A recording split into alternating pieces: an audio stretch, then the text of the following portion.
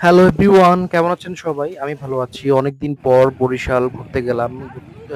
ঘুরতে গিয়েই শুরুতেই গেলাম হচ্ছে বরিশালের মেইন প্রাণকেন্দ্র বরিশাল নগরীর। সেটা হচ্ছে ৩০ গোডাউন। অসাধারণ একটা জায়গা। বিকেলবেলা তো আরো অসাধারণ লাগে। আর জায়গাটাও খুব সুন্দর। কীর্তনখোলা নদীর পাড়ে বিকালবেলা অনেক মানুষ এখানে ঘুরতে আসে। আর নদীর পাড়ে যেহেতু অনেক বাতাস থাকে, অনেক মানুষ এখানে পরিবারসহ ঘুরতে আসে বিকেলবেলা। অনেকে ছোট, ছোট বাচ্চাদেরও নিয়ে আসছিল। বিকেলবেলা একটু খেলাধুলা করে নদীর পাড়ে। বাচ্চাদেরও ভালো লাগে নদীর পাড়ে একটু হাঁটতে।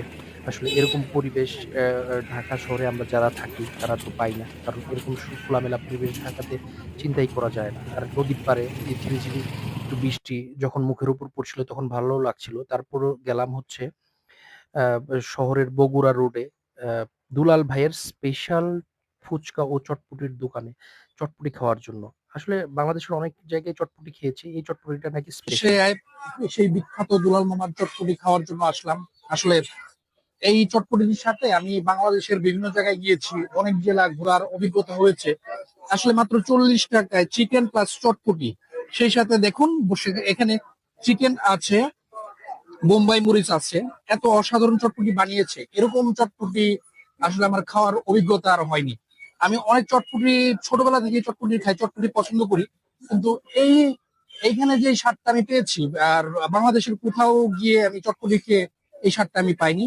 আপনাদের কাছে রিকোয়েস্ট থাকবে, আপনারা বরিশাল ঘুরতে আসলে অবশ্যই এই চটপটিটা ট্রাই করবেন, আশা করছি ভালো লাগবে।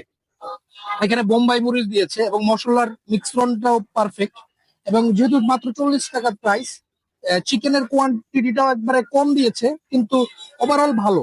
আমি আমার কাছে খুবই ভালো লেগেছে, আশা করছি আপনাদের কাছেও ভালো লাগবে। ধন্যবাদ সবাইকে। তারপর চটপটি খাওয়া শেষ করে আমরা চলে গেলাম শহরের প্রাণকেন্দ্র বিবির পুকুর পাড়ে। সেখানে গিয়ে একটু ঘোরাঘুরি করলাম। আশেপাশটা দেখলাম, বেশ ভালো লাগছিল। তারপর চলে গেলাম আ আ বরিশালে একটা স্পেশাল খাবার দধি ঘরে। ওই বরিশাল নগরীতে এই খাবারটা অনেকেই খায়। স্পেশাল একটা খাবার, অনেক টেস্টি। এই খাবারটা খেলে মনটাই জুড়িয়ে যায়। সেখানে গিয়ে দেখলাম অনেক লোক এসেছে, বেশ ভিড় ছিল। খাবারটা দেখে বেশ ভালোই লাগছিল। আ আ পুরোনো দিনের মতো একটা বাটিতে দই ছিল, ছানা ছিল, চিড়া ছিল, মুড়ি ছিল, গুড় দিয়ে সুন্দর একটা মিক্সচার। সকালবেলা যদি কেউ এই খাবারটা খেয়ে দিনটা শুরু করতে পারে, তার সারাটা দিনই অসাধারণ যাবে।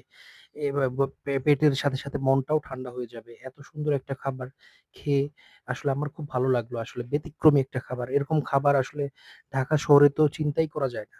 খেয়ে অনেক ভালো লাগলো আসলে। আমাদের এদিকে এ ধরনের খাবার নেই। দেখলাম যে